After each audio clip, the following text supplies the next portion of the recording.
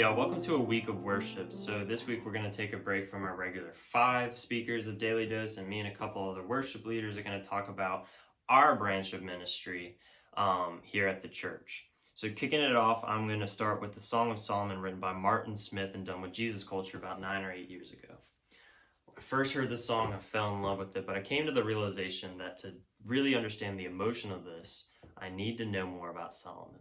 My knowledge about Solomon at that point was like he was the son of David, he was a king, he was given God's wisdom, and he was played by an asparagus on VeggieTales. That's as far as I got. So in my search for finding who Solomon was, I came to the realization that the book of Ecclesiastes is the Song of Solomon. Like everything that Martin Smith said is just all the emotions from Ecclesiastes slapped into one just set of words in one song, really. And what I also found is that the emotions of Solomon are the emotions that we're going through right now. So here's what I mean. In Ecclesiastes 1, verses 9 and 11, it says, "History merely repeats itself. It has been done before. Nothing under the sun is new." We don't remember what happened in the past, and in future generations, no one will remember what we are doing now. How many times have you heard, "I've never seen this before"? I've never seen a worldwide pandemic. I've never seen schools shut down. I've never seen people not going to their jobs and riots in the streets and so much discord and hate and pain and agony in one season of life. But nothing under the sun is new. Furthermore, it says in Ecclesiastes 3, 1 through 4 and 8, "For everything there is a season and a time for activity under heaven." It's a time to born and to die, a time to kill and a time to heal, a time to tear down and a time to build, a time to cry and to laugh and to grieve and to dance and to love and to hate. And there's a time for war and there's a time for peace.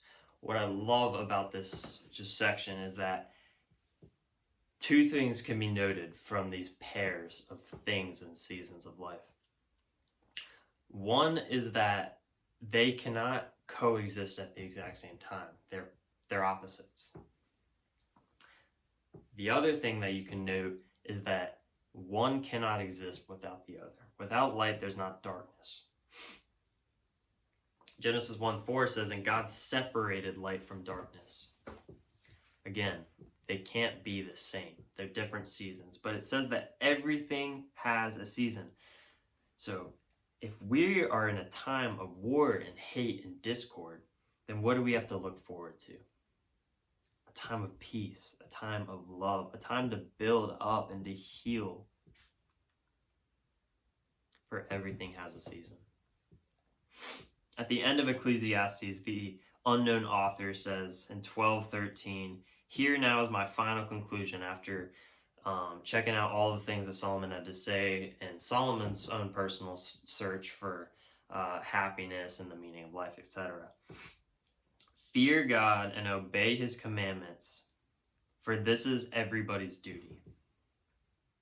Proverbs 1:7 says, "The fear of the Lord is the beginning of knowledge. Fools despise wisdom and instruction." So in other words, to be wise, you fear the Lord. Fearing the Lord is clinging to him, to understand his great power and knowing that he is the only one that get you through it. Martin Smith picked this up. In the verses, he says, "When I feel the cold of winter, in this cloak of silence, I need you. Do not hide me from your presence. Pull me from these shadows. God, I need you." In the chorus, it says, "Through the valley, through the dark of night, here you come running. Hold me till it's light." It doesn't say, "God, it's dark outside. Will you flip on the switch? Will you make it bright? Will you make everything back to the way it was?" He's not praying for an end to the dark season. He's saying, "God, let me cling to you until it's light." At the very end of this, Martin Smith says, I'll come running back to you." In other words, he's saying that fear God and obey his commandments.